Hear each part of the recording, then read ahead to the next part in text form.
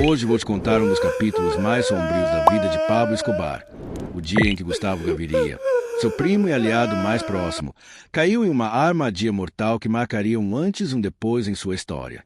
Mas o que aconteceu depois foi algo que ninguém poderia prever.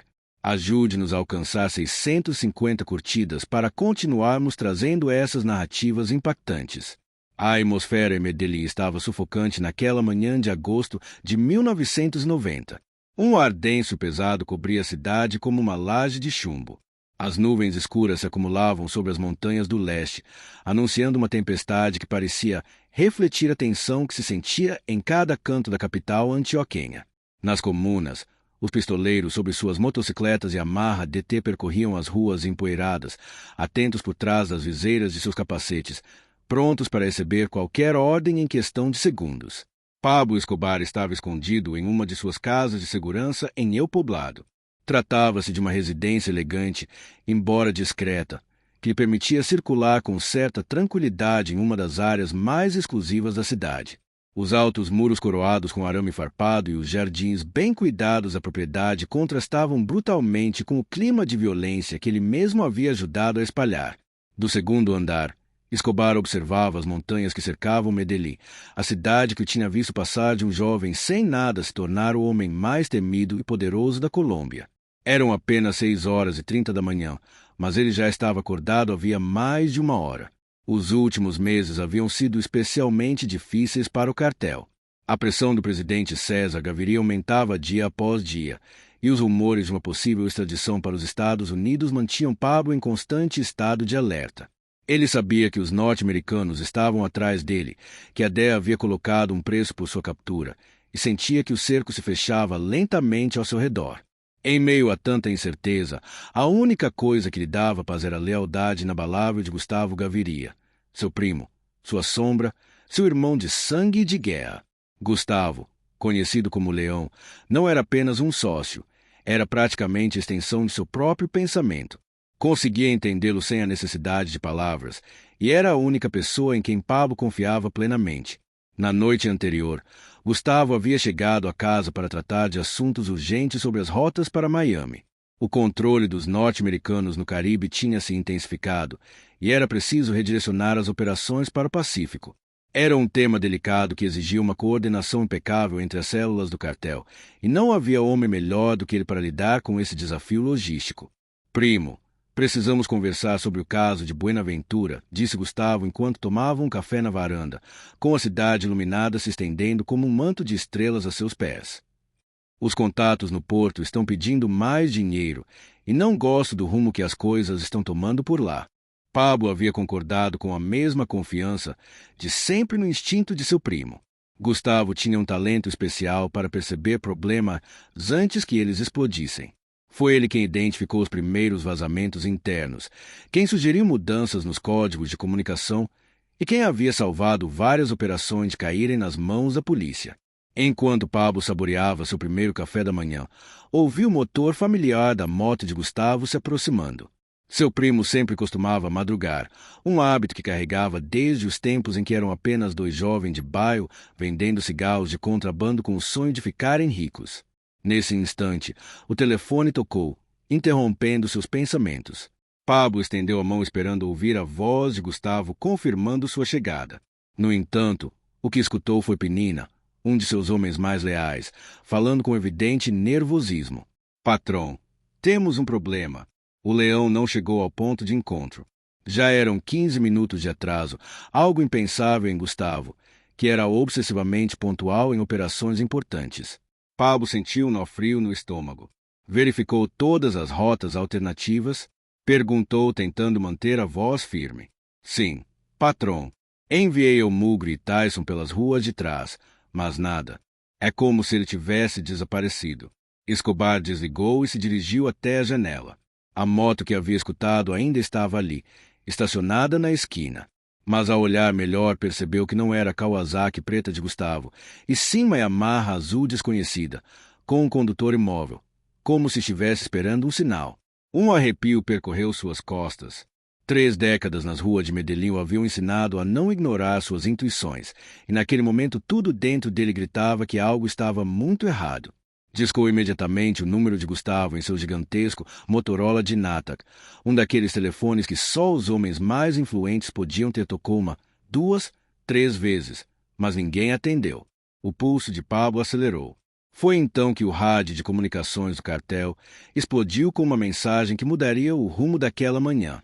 Atenção, todas as unidades! Atenção, todas as unidades! Era a voz codificada de Otto, um de seus tenentes mais leais. O leão caiu em Sabaneta. Repito, o leão caiu. Emboscada na fazenda Los Naranjos. Vários efetivos da polícia. Requeremos evacuação imediata. As palavras o atingiram como um soco no rosto. Gustavo havia caído. Seu primo, seu irmão, sua mão direita estava nas mãos da polícia ou talvez já morto. Los Naranjos era um dos locais de encontro mais seguros que tinham, um espaço usado durante anos sem incidentes. Como tinham descoberto?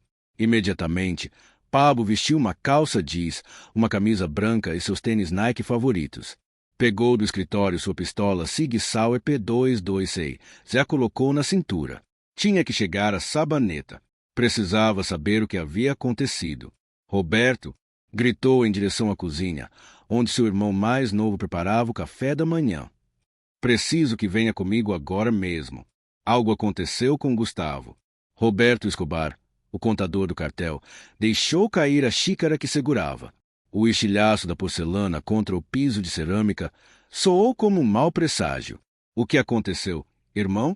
Perguntou com o rosto tomado pela angústia, refletindo a mesma preocupação que já consumia Pablo por dentro. Não sei, mas vamos descobrir. Os dois irmãos saíram pela parte de trás da casa, onde um Renault 18 blindado os esperava com o Mugre ao volante. Era um dos pistoleiros mais jovens do grupo. Mal havia completado 18 anos, mas sua lealdade a Pablo era absoluta e sua habilidade em dirigir sob pressão tornava inestimável. Leve-nos a Los Naranjos pela via de Las Palmas, ordenou Pablo enquanto se acomodava no banco de trás. E dirija como se estivéssemos sendo perseguidos. O carro partiu roncando pelas ruas de pedra de O Poblado, desviando dos ônibus urbanos que já iniciavam seus trajetos e dos vendedores ambulantes que montavam suas barracas nas esquinas. Medellín despertava, alheia como sempre ao drama que marcava a vida dos homens mais temidos e poderosos da cidade. Durante o trajeto a Sabaneta, o rádio do cartel soltava informações fragmentadas sobre o ocorrido em Los Naranjos. Ao que parecia, Gustavo havia chegado à fazenda para se encontrar com alguns contatos do porto de Buenaventura, mas uma emboscada da Polícia Nacional o aguardava. O confronto havia sido tão intenso que os disparos foram ouvidos até no povoado mais próximo. Patrão, disse o Mugre, enquanto avançava pela rodovia ao sul da cidade. Outro está pedindo ordens. Os rapazes querem ir resgatar o leão, mas aquilo está cheio de tombos. Pablo fechou os olhos e inalou profundamente. Cada decisão naquele momento poderia significar a diferença entre a vida e a morte, não apenas para Gustavo, mas para todos. Enviar seus homens para resgatá-lo significava arriscar dezenas de vidas em uma armadilha claramente bem planejada. Mas ficar de braços cruzados era abandonar a pessoa mais importante de sua vida. A chuva começou a cair sobre o para-brisa do Renault, primeiro em gota solta, se depois com a força brutal de um aguaceiro antioquenho. A água escorria pelos vidros como lágrimas antecipando a tragédia. Ao chegar às imediações de Sabaneta, Pablo conseguiu ver ao longe as luzes intermitentes dos veículos policiais que cercavam a fazenda Los Naranjos. Havia pelo menos 8 viaturas, 2 ambulâncias e um caminhão do esquadrão antibombas. Era evidente que a operação havia sido planejada em detalhes. Pare aqui, ordenou Pablo. Daqui seguimos a pé. Os 3 abandonaram o Renault em um terreno próximo e subiram ao morro de onde podiam observar sem serem detectados. Pablo carregava consigo um par de binóculos Zeiss que havia adquirido na Alemanha em uma de suas viagens para abrir rotas na Europa. Do alto, contemplou a cena. A polícia tinha a fazenda totalmente controlada e o tiroteio parecia ter terminado. Vários corpos estavam cobertos com lençóis brancos no pátio central, enquanto peritos da DGIM tiravam fotos e recolhiam provas. Então, algo fez o coração de Pablo parar por um instante. Um policial mostrava aos colegas uma corrente de ouro que ele reconheceu imediatamente. Era a mesma que ele havia dado a Gustavo no seu 30º aniversário, uma peça exclusiva feita por um joalheiro de O Poblado, Com uma medalha da Virgem del Carmen abençoada pelo pároco de San Antônio de Prado. Não pode ser, sussurrou Pablo, sentindo as pernas fraquejarem. Não pode ser que Gustavo esteja morto. Roberto, ao seu lado, pôs uma mão no ombro dele, sem dizer nada. Ambos sabiam que, naquele mundo, a morte rondava sempre como uma sombra paciente. Nesse instante, o rádio portátil de Pablo se ativou com uma mensagem que confirmaria o impensável. Patrão, aqui é o outro, soou a voz entrecortada do seu lugar-tenente. Trago péssimas notícias. Os tombos dizem que o leão caiu. Encontraram o corpo dele no segundo andar da fazenda. Ele resistiu até o fim, mas não conseguiu escapar da armadilha. O mundo de Pablo desabou. Gustavo Gaviria, seu primo, seu irmão, sua mão direita desde os primeiros dias, havia morrido. O leão havia caído e com ele desmoronava uma parte essencial do império que construíram juntos por mais de 15 anos. Lágrimas rolavam pelas faces de Pablo, misturando-se com a chuva que continuava a açoitar o céu cinzento de Medellín. Pela primeira vez em muitos anos, o homem mais temido do país se sentiu vulnerável, solitário diante de um destino que parecia conspirar contra ele.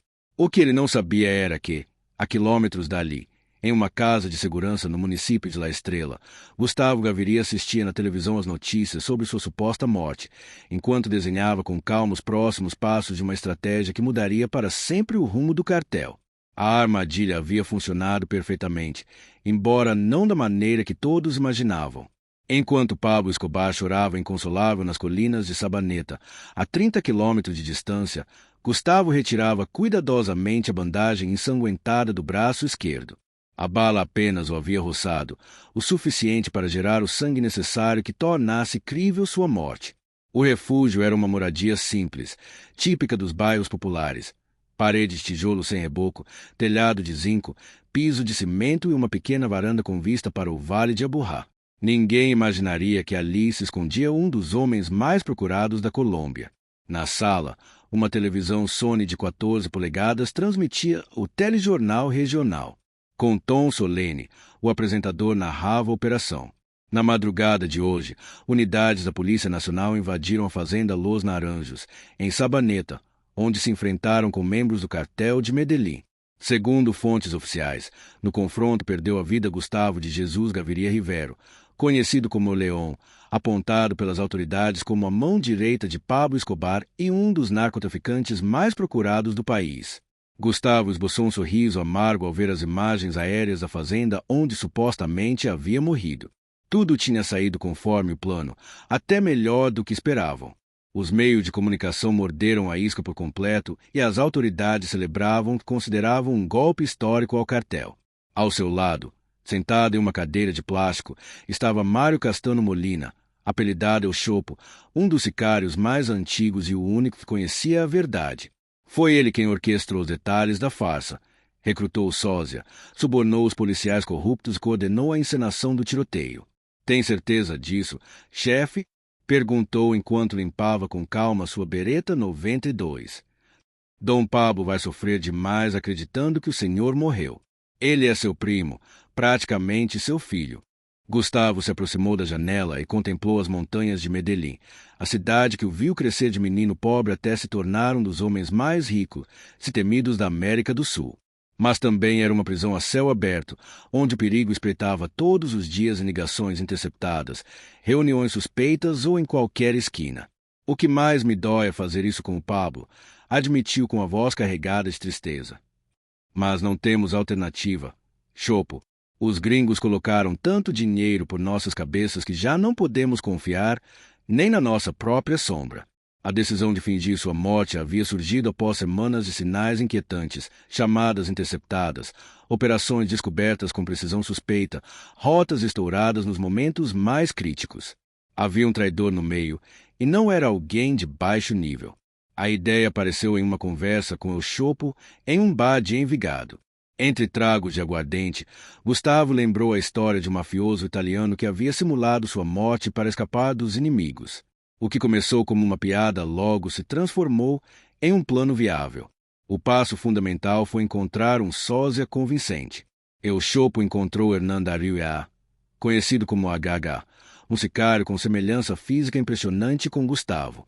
Ele precisava urgentemente de dinheiro para tirar a família do país, pois tinha problemas com o cartel de Cali. Quanto você precisa para desaparecer com os seus? Perguntou Gustavo em uma reunião secreta em Rio Negro. 50 milhões de pesos, respondeu HH sem hesitar. Eu lhe darei 100, retrucou Gustavo, mas preciso que faça algo arriscado. HH aceitou na hora. Era a chance de garantir um futuro seguro para sua família na Espanha, ao mesmo tempo quitar dívidas com o cartel que o havia protegido por anos. A encenação funcionou perfeitamente. HH chegou a Los Naranjos vestido como Gustavo, usando suas joias e montando sua motocicleta. Os policiais subornados cumpriram seu papel, montando um tiroteio convincente que terminou com a morte do sósia. O cadáver foi reconhecido pela corrente de ouro e por documentos falsificados. Agora, assistindo às notícias sobre o seu próprio falecimento, Gustavo se perguntava se havia feito a coisa certa. Sabia que a dor no rosto de Pablo seria algo que carregaria para sempre, mas também entendia que era a única forma de proteger o que haviam construído. De repente, o celular de Ochopo interrompeu seus pensamentos. Era Penina, informando de outra casa de segurança. O patrão está destruído, disse com voz grave. Não para de chorar. Diz que vai vingar Gustavo, nem que tenha que incendiar Medellín inteira. Gustavo fechou os olhos e respirou fundo. Conhecia Pablo melhor do que ninguém e sabia que, cegado pela raiva, ele poderia desencadear uma guerra capaz de arrasar tudo. Mantenham ele calmo, ordenou Gustavo por meio de Ochopo. Nada de ações precipitadas. Agora está tudo quente demais. Quando desligaram, Ochopo olhou com preocupação. Chefe, Dom Pablo está fora de si. Os rapazes dizem que ele planeja atacar todas as delegacias de polícia. Isso seria um massacre. Gustavo sabia que precisava agir rápido. Não podia deixar que Pablo, em seu sofrimento, errasse e colocasse em risco toda a organização. Aproximou-se de uma mesa repleta de documentos, mapas de rotas marítimas, listas de contatos internacionais, contas em paraísos fiscais. Estava decidido a reestruturar tudo durante sua morte. Preciso da sua ajuda, Chopo disse enquanto escrevia em um papel. Vamos enviar uma mensagem para o Pablo, mas em código. Só ele será capaz de entender. O texto dizia: o leão dorme na selva, mas seus olhos continuam abertos. Os inimigos acreditam que venceram, mas a manada segue forte. Cuida dos filhotes enquanto o leão descansa. Em breve voltaremos a caçar juntos. Um código que Pablo saberia decifrar. Como vamos mandar isso? Perguntou Ochopo. Por Maria Vitória, respondeu Gustavo, referindo-se à esposa de Pablo. Ela pode entrar em contato sem passar pelos canais habituais, e ele confia nela mais do que em qualquer um. Era arriscado, mas necessário. Ainda não podia revelar que estava vivo, mas ao menos daria ao primo uma centelha de esperança em meio ao luto. Enquanto isso, em sua fazenda de O Poblado, Pablo Escobar se debatia entre o desejo de vingança e o desespero. Exigirá que entregassem o corpo de Gustavo para velá-lo em sua casa, mas as autoridades recusaram. Isso o enfureceu ainda mais. A ideia de que seu irmão de sangue estivesse em um necrotério estatal, tratado como um criminoso qualquer. A chuva continuava a cair sobre Medellín, como se a própria cidade chorasse a morte do leão. Nos bairros mais humildes, os jovens sicários do cartel guardaram um minuto de silêncio por aquele homem que sempre os tratou como se fossem de sua própria família, aquele que lhes estendeu a mão quando ninguém mais o fez e lhes deu um propósito na vida. Nos escritórios centrais da organização, os contadores trabalhavam sem descanso para garantir que as operações continuassem funcionando, apesar da perda do principal coordenador. Enquanto isso, em uma modesta residência em La Estrela, Gustavo Gaviria planejava seu retorno das sombras, consciente de que, quando reaparecesse, nada seria igual e o destino do cartel de Medellín tomaria um rumo definitivo.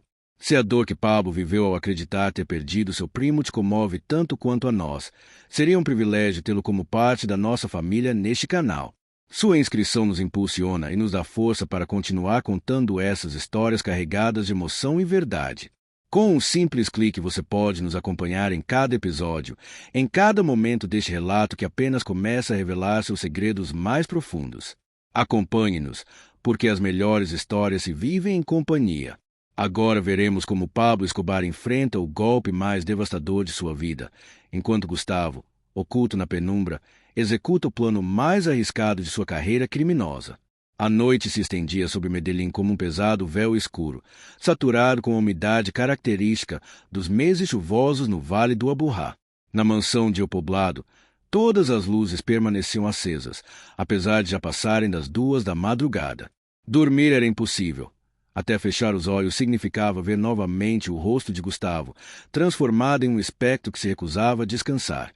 Pablo estava em sua biblioteca privada, rodeado dos volumes que fora acumulando ao longo dos anos, biografia de grandes líderes, obras de Garcia Marques, textos de história colombiana e sua preciosa coleção sobre Napoleão Bonaparte, a que ele considerava seu referencial.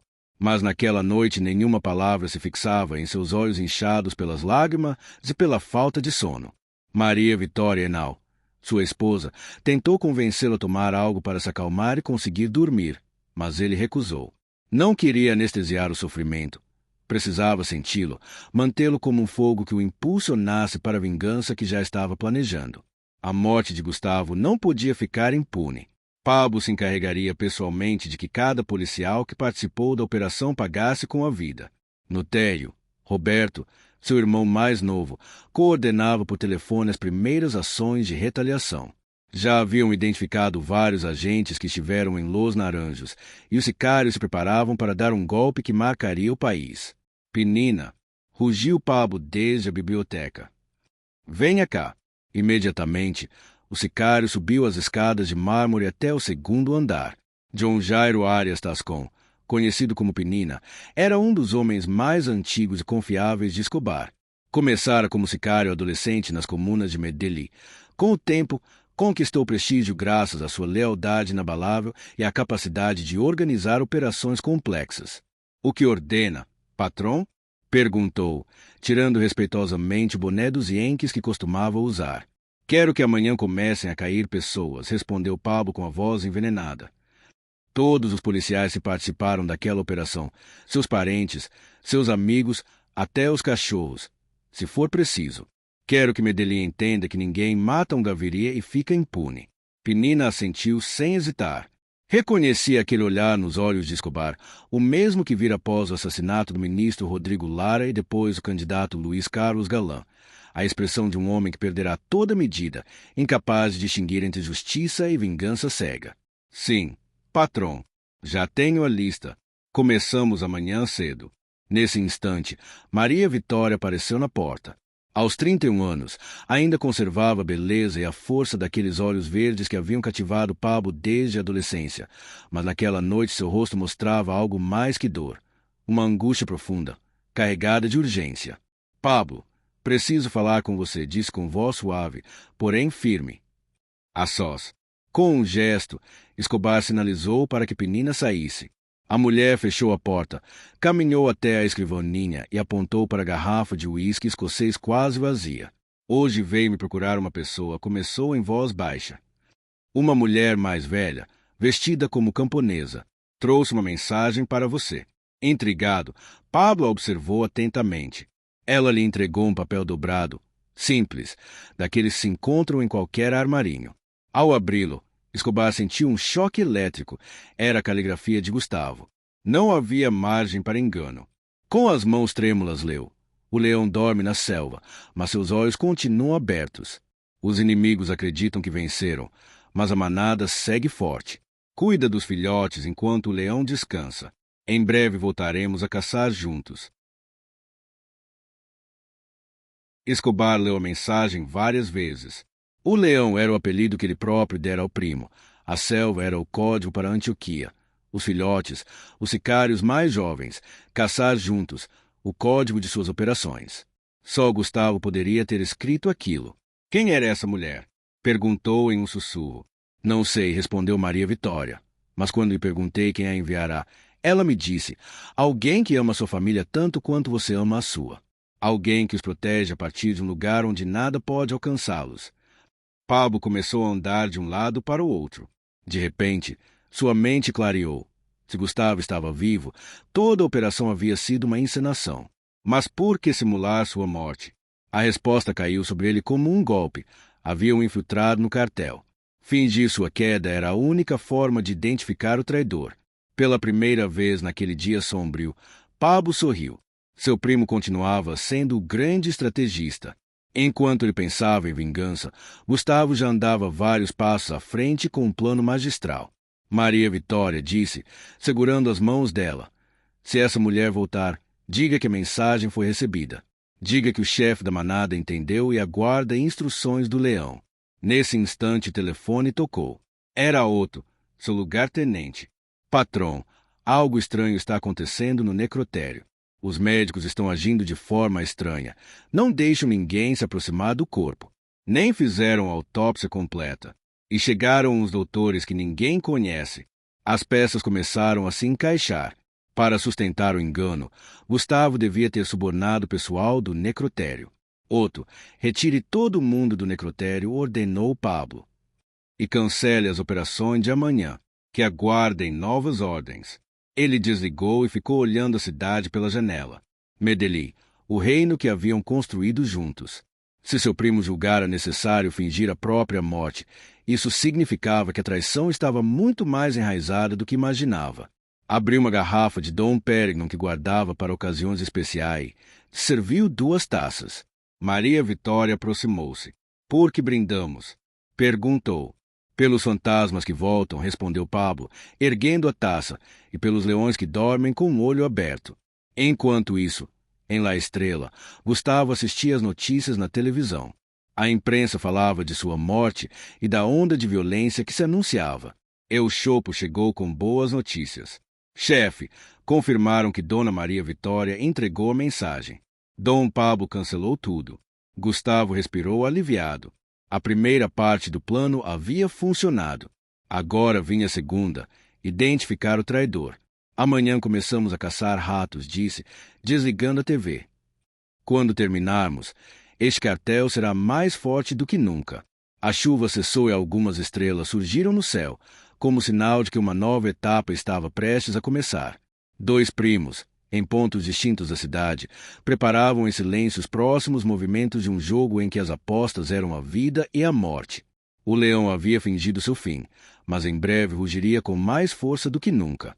Se esta história te prendeu tanto quanto a nós, a tua inscrição é um apoio inestimável. Ela nos motiva a continuar revelando cada descoberta, cada segredo escondido. Fica conosco, o melhor ainda está por vir. 3 dias depois de sua aparente morte, Gustavo se preparava para o reencontro com Pablo. Ele esperou 72 horas de propósito. Precisava observar reações e identificar vazamentos. Na madrugada do 4º dia, El Chopo chegou com notícias cruciais. "Chefe, já sabemos quem é a rata", disse, estendendo fotos e documentos. "É Eusarco, o responsável pelas comunicações em Envigado. Há 6 meses vem vendendo informação para os gringos." Gustavo examinou os papéis. Carlos Alberto Garcia, apelidado assim por seus olhos claros, era homem de confiança havia mais de 5 anos. Controlar as comunicações o colocava perto de informações sensíveis. "Quanto ele cobrava?" perguntou Gustavo. $200.000 por cada dado importante. Já recebeu mais de 1 milhão. Planejava entregar a localização do Dom Pablo na próxima semana. Tudo fazia sentido. As operações falharam, as rotas descobertas, a emboscada em Los Naranjos. A traição era profunda. "Onde ele está agora?" perguntou Gustavo. "No escritório de Envigado, agindo como se nada tivesse acontecido. Até consolou os rapazes depois da sua morte." A hipocrisia do Zarco o enojou, mas também confirmou que fingir sua morte fora a jogada certa. "É hora do leão voltar dos mortos", disse Gustavo enquanto se preparava. "Prepare tudo para o encontro com Pablo e assegure-se de que o Zarco não saia do escritório até que cheguemos." Às 10 da manhã, Pablo Escobar estava na sede principal do cartel em Envigado, dirigindo as operações diárias da organização, embora ainda fosse consumido pela dor da suposta morte de Gustavo. Esse escritório, localizado no 2º andar de um prédio comercial aparentemente comum, funcionava como coração de onde se controlavam todas as atividades do cartel na área metropolitana de Medellín. Eusarco participava da reunião, sentado em seu lugar de costume, ao lado dos equipamentos de rádio que usava para conectar as diferentes células da organização. Sua atitude era a mesma de sempre, profissional, aparentemente fiel, chegando até a sugerir melhorias para reforçar a segurança das comunicações após a tragédia de Los Naranjos. Patrão, disse Zarco com um gesto de falsa preocupação. Acho que deveríamos trocar todos os códigos de rádio depois do que aconteceu com Dom Gustavo. É muito provável que os tiras tenham interceptado algumas de nossas frequências. Pablo assentiu sem dar muita importância. Desde que havia recebido a mensagem cifrada de seu primo, vinha observando com cautela cada membro da organização, procurando indícios de quem poderia ser o traidor. No entanto, o Zarco mantinha seu papel com perfeição, sem demonstrar nervosismo nem sinais suspeitos. Justo nesse instante, Penina entrou no escritório com uma expressão inquietante no rosto. Patrão, há alguém que quer falar com o senhor. Diz que traz informações cruciais sobre a morte de Dom Gustavo. E quem é? Perguntou Pablo. Não quer dizer o nome, apenas garante que o senhor vai querer ouvi-lo. Escobar estava prestes a recusar a visita quando ouviu passos familiares na escada que levava ao escritório. Eram pesadas que ele havia reconhecido incontáveis vezes ao longo dos anos, tão familiares quanto os batimentos de seu próprio coração. A porta se abriu lentamente. No batente, apareceu Gustavo Gaviria, como um espectro que regressava da tumba. Vestia uma camisa branca, diz azuis, trazia seu sorriso inconfundível, aquele mesmo que Pablo havia guardado na memória durante os últimos 3 dias, perguntando se voltaria a vê-lo. O escritório mergulhou em um silêncio sepulcral. Os sicários presentes ficaram paralisados, como se presenciassem uma visão sobrenatural. Eusarco empalideceu até ficar tão branco quanto uma folha de papel e começou a tremer, com a expressão de alguém que via seu mundo desmoronar. Pablo se levantou lentamente da cadeira, sem desviar o olhar do primo. Por um instante que pareceu eterno, os 2 homens se encararam em silêncio, comunicando-se sem palavras como sempre haviam feito. Primo hermano, disse finalmente Gustavo, com a voz carregada de emoção. Lamento ter feito você passar por isso, mas era a única saída. Pablo atravessou o escritório em 3 passos largos e o abraçou com uma força capaz de quebrar-lhe as costelas. Foi um abraço de irmãos, de sócios, de homens que haviam compartilhado uma vida inteira de vitórias e perigos. Nesse gesto se concentrava todo o sofrimento dos últimos 3 dias, a alegria do reencontro e a compreensão de por que havia sido necessário suportar tamanha tormenta. Eu sabia que você estava vivo, sussurrou Pablo ao ouvido do primo. Sua mensagem me confirmou, mas eu precisava ver você, precisava tocá-lo para acreditar que era verdade. Quando se separaram, Gustavo se voltou para Eusarco, que permanecia imóvel ao lado dos equipamentos de rádio. Carlos Alberto Garcia, disse com voz firme e carregada de ameaça, vulgo Eusarco. 5 anos trabalhando para nós e 6 meses vendendo informações para a DEA. $200.000 por cada dado importante. Mais de 1 milhão no total. O traidor tentou se levantar para fugir, mas Penina e Eumulgo já bloqueavam todas as saídas. Não havia escapatória, nem espaço para negar o que estava descoberto. Dom Gustavo, eu posso explicar, balbuciou com lágrimas nos olhos. Não há nada para explicar, interrompeu Pablo, com uma voz gelada como aço. Só existe uma verdade, você é um rato, e ratos devem ser eliminados. Gustavo se aproximou da mesa, pegou um dos microfones e falou com voz imponente. Atenção a todas as unidades do cartel. Aqui é Gustavo Gaviria, reportando-me vivo e em perfeito estado. A Operação Leão Adormecido foi um sucesso. Identificamos e capturamos o infiltrado que estava vendendo informações aos nossos inimigos. A resposta pelas frequências foi imediata, gritos de júbilo, suspiros de alívio, exclamações de surpresa e felicidade ecoaram de dezenas de rádios por todo o Vale de Aburrá. Os sicários que haviam chorado sua morte agora celebravam seu inesperado retorno. O Zarco foi levado ao porão do edifício, onde o aguardava o destino reservado aos traidores naquele mundo, uma morte lenta, dolorosa e exemplar, que enviaria uma mensagem contundente a qualquer um que pensasse em trair a organização. Uma semana depois, Pablo e Gustavo estavam no terraço da Hacienda Nápoles, contemplando o pôr do sol sobre as planícies de Antioquia enquanto compartilhavam uma garrafa de uísque escocês Macallan de 25 anos. Os hipopótamos do zoológico particular brincavam no lago artificial e os pavões passeavam pelos jardins como verdadeiros donos do lugar. Em algum momento você duvidou do plano? Perguntou Pablo, servindo o uísque em 2 taças de cristal. Milhares de vezes, admitiu Gustavo, sobretudo ao ver seu rosto nos noticiários. Você parecia um homem destruído, e saber que eu era a causa daquela dor me partia a alma. Mas funcionou, respondeu Pablo, erguendo sua taça. Não apenas descobrimos o traidor, como também deixamos uma mensagem clara aos nossos inimigos. Se nem a morte pode nos dividir, imagine que podemos fazer estando vivos e unidos. Os primos brindaram enquanto o sol desaparecia atrás das montanhas, tingindo o céu com tons dourados e púrpura. Haviam superado a prova mais dura de sua relação, demonstrando que sua união era mais forte que a própria morte e que sua lealdade estava acima de qualquer traição. O cartel de Medellín saiu fortalecido dessa crise. Limparam suas fileiras, eliminaram os infiltrados e alcançaram um nível de segurança e confiança que não tinham havia anos. A suposta morte de Gustavo havia servido como uma purga, eliminando os desleais, renovando a fidelidade dos verdadeiros. Sabe o que é mais irônico? Comentou Gustavo, olhando para o céu noturno repleto de estrelas. Que essa morte falsa me fez valorizar muito mais a vida real. 3 dias morto me ensinaram a apreciar cada instante, cada decisão, cada pessoa em quem confiamos. Pablo assentiu em silêncio, compreendendo perfeitamente o que seu primo queria transmitir. O engano havia sido doloroso, mas também revelador. Mostrou-lhes a importância do vínculo que tinham, a força de sua organização e a necessidade de permanecer sempre em alerta em um mundo onde a traição podia surgir de qualquer lugar. Com o tempo, a história da falsa morte de Gustavo Gaviria se tornaria lenda dentro do cartel.